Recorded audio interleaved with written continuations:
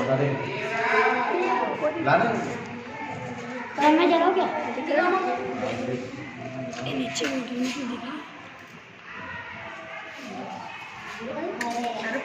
वहाँ से कम ज़्यादा करो तो अरे कम कर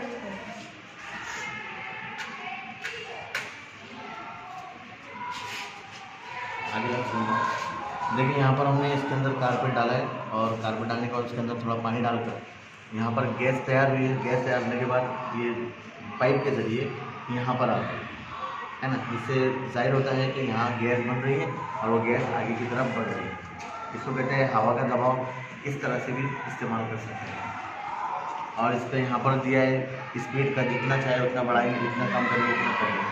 बताओ सीधा करो, कम करो, थोड़ा सा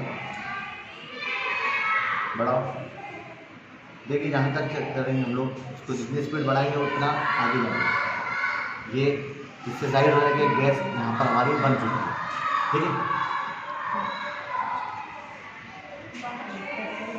बंद कर दो।